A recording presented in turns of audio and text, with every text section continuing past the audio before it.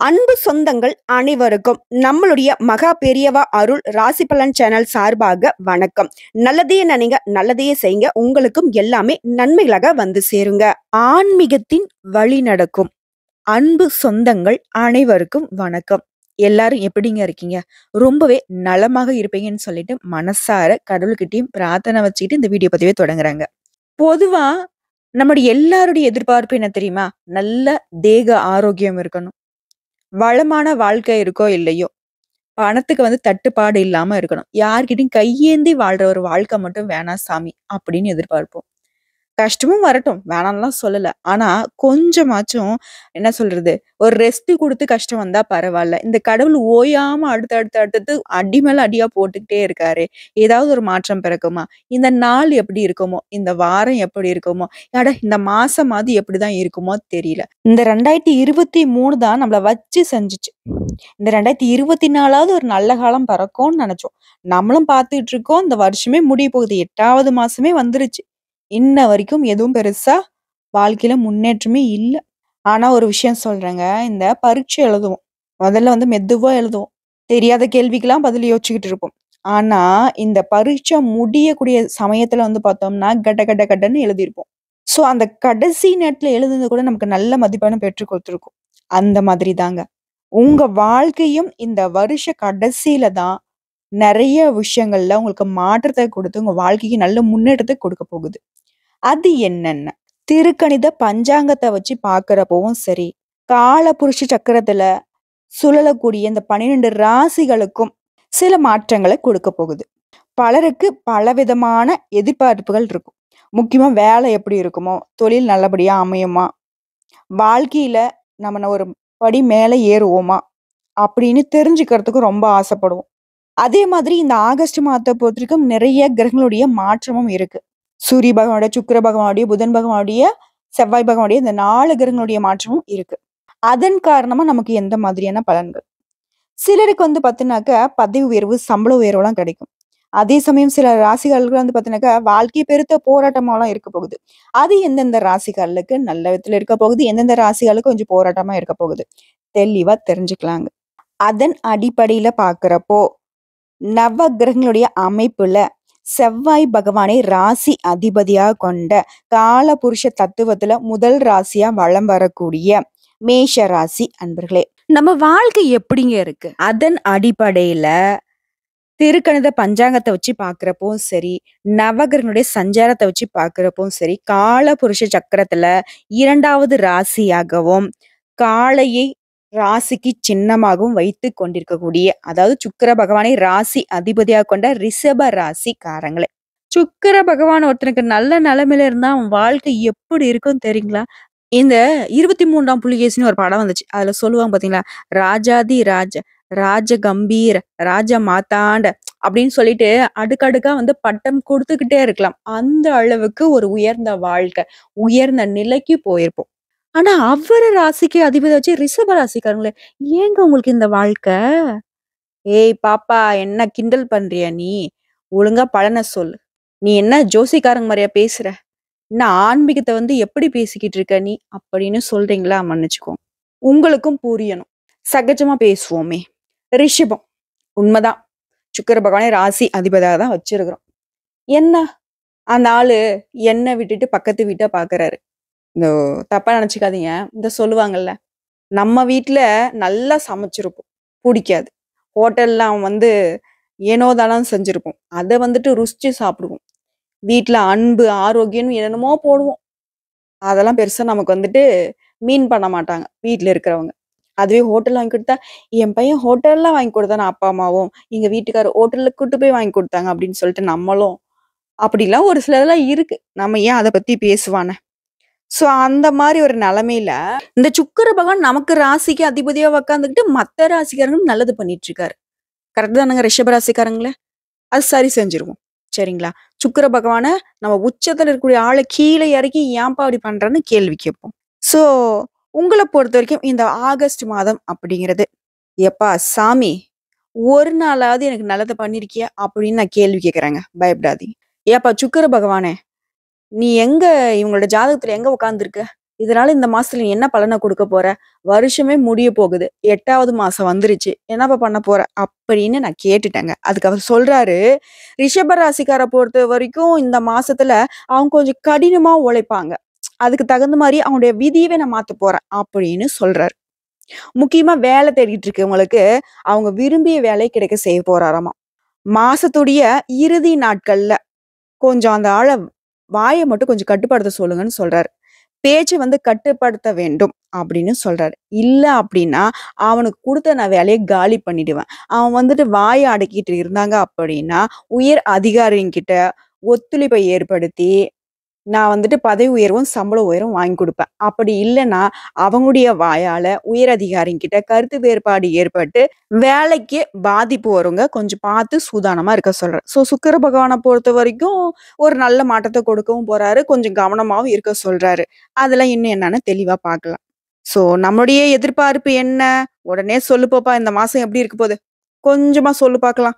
அத பொறுத்து நான் உன்னோட வீடியோ பார்க்கிறதா, பார்க்க வேணாமான்றத நீ முடிவு பண்றேன்னு நெனச்சிருப்பீங்க இல்லையா? நான் முன்னாடியே சொல்லிட்டேன். இப்போ உங்களுடைய ஜாதகத்துல எந்தெந்த கிரகங்கள் எங்கெங்க இருக்காங்க?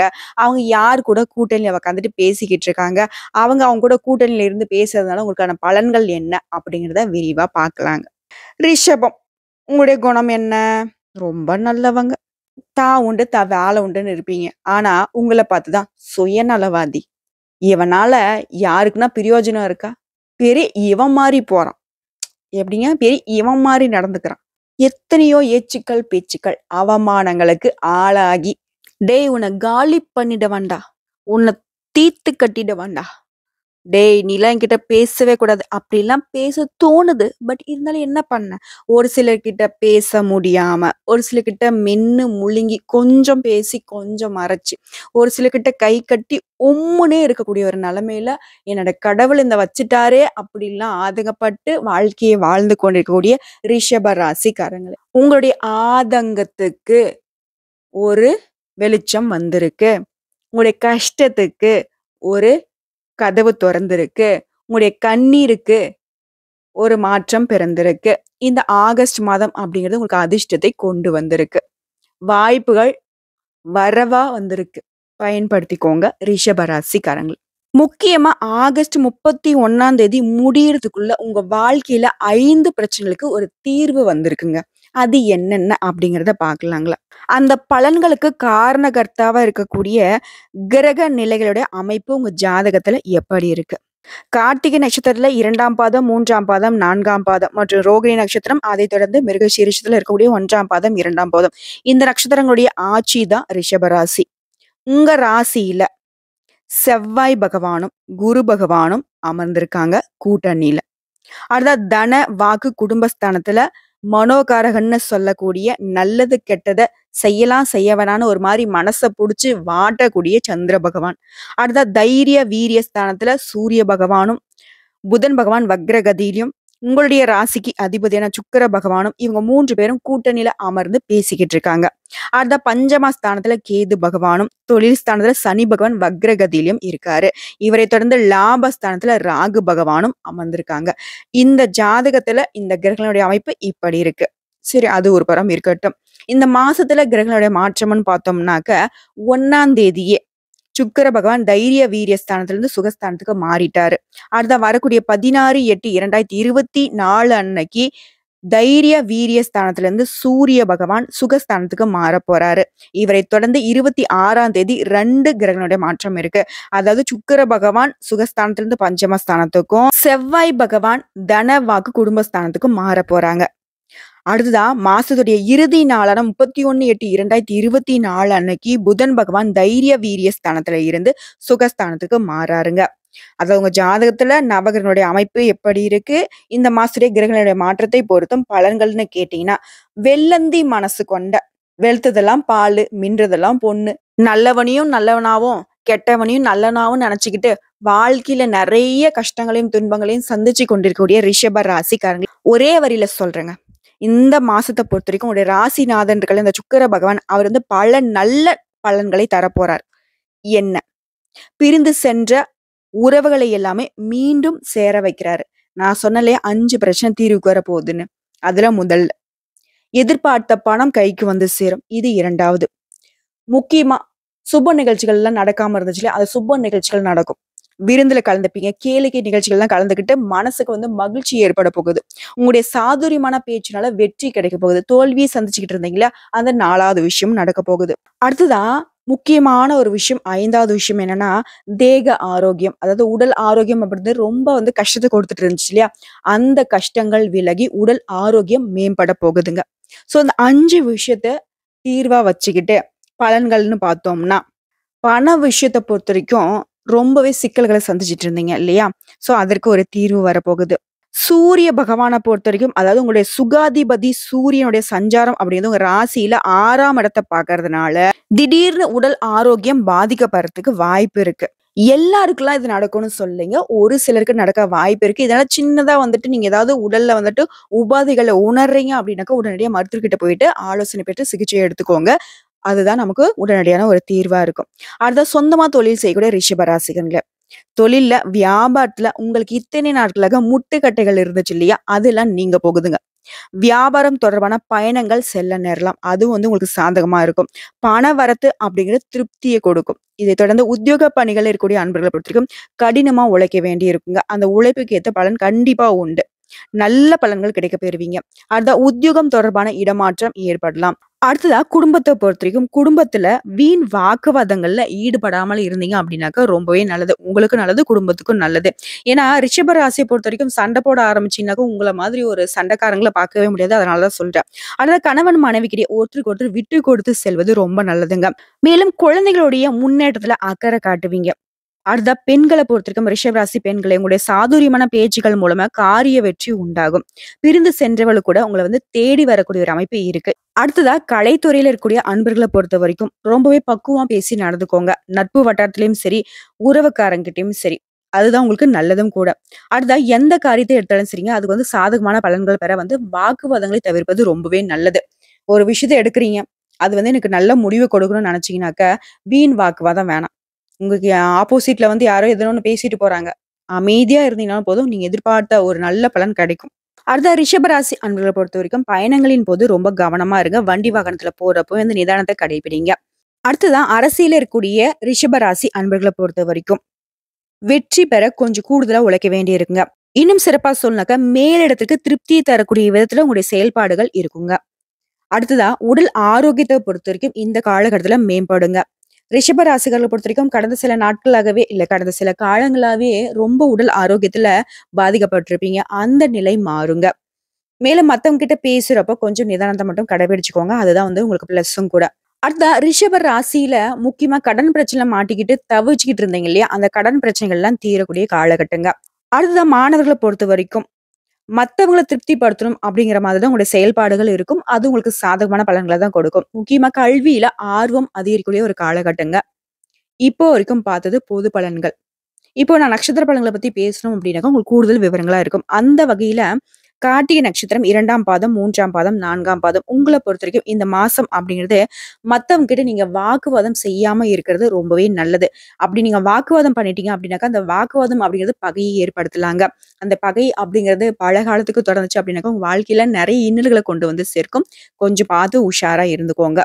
எவ்வளவுதான் திறமையா நீங்க செயல்பட்டாலும் சரிங்க, உங்களுக்கு பாராட்டு கிடைக்கிறது, பரிசு கிடைக்கிறது கொஞ்சம் தாமதங்கள் ஏற்பட தான் செய்யும். அத நினைச்சும் வந்து வருத்தப்படுறது உங்களுக்கு பிரயோஜனமே கிடையாது. செய்ய வேண்டிய விஷயத்த வந்துட்டு நீங்க செஞ்சுக்கிட்டு போயிட்டே இருங்க. மேலும் ஒரு சிலர் வந்து பார்த்தீங்கன்னா, நீங்க எதிர்பாராத நேரத்துல உங்க மனசு வருத்தப்படணும் அப்படின்னுட்டு வேணுக்குன்னே ஏதாவது ஒரு விஷயத்த வந்து பேசி உங்கள வந்து காயப்படுத்த முயற்சி செய்வாங்க. அதுக்கு இடம் கொடுக்காதீங்க.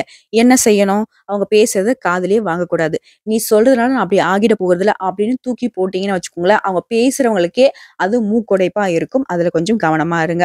ஸோ இந்த காலகட்டத்த பொறுத்தவரைக்கும் கவனமா இருக்கிறது கார்த்திகை நட்சத்திரத்துக்கு ரொம்ப நல்லது.